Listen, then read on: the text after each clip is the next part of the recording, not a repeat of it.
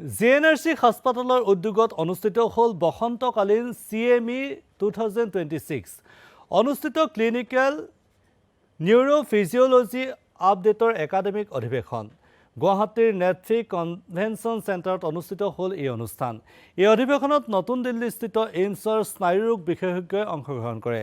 লক্ষ্ণৌৰ SGPGIৰ স্নায়ুৰোগ বিশেষজ্ঞই অংশগ্ৰহণ কৰে এই অধিৱেশনত।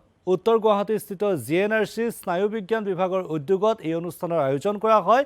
উপস্থিত থাকে JNRC হাস্পাতালৰ প্ৰতিষ্ঠাপক ডক্টৰ নুমল চন্দ্ৰ বৰা। মুখ্য পৃষ্ঠপোষক ৰূপে উপস্থিত থাকে বিশিষ্ট চিকিৎসক ডক্টৰ নুমল বৰা। মুখ্য অতিথি হিচাপে উপস্থিত আছিল অসম চিকিৎসা শিক্ষাৰ সঞ্চালক ডক্টৰ মনোজ চৌধুৰী। দুটা পৰ্যায়ত অনুষ্ঠিত হয় বসন্তকালীন CME 2026ৰ অধিৱেশন। প্ৰথমখনত স্নায়ুৰোগ বিভাগৰ অধ্যাপক ডক্টৰ জয়ন্তী কলিতাৰ অংশগ্ৰহণ। ইপিনে ডক্টৰ নৱনীল বৰুৱাৰ সঞ্চালনাত অনুষ্ঠিত হয় দ্বিতীয়খন অধিৱেশন। এই অধিৱেশনত দিল্লীস্থিত এইমছৰ ডক্টৰ মঞ্জাৰী ত্ৰিপাঠীৰ অংশগ্ৰহণ। উপস্থিত থাকে উত্তৰ গুৱাহাটী JNRC ডক্টৰ মৌচুমী বৰঠাকুৰ, ডক্টৰ অমিত ৰঞ্জন বৰুৱাও।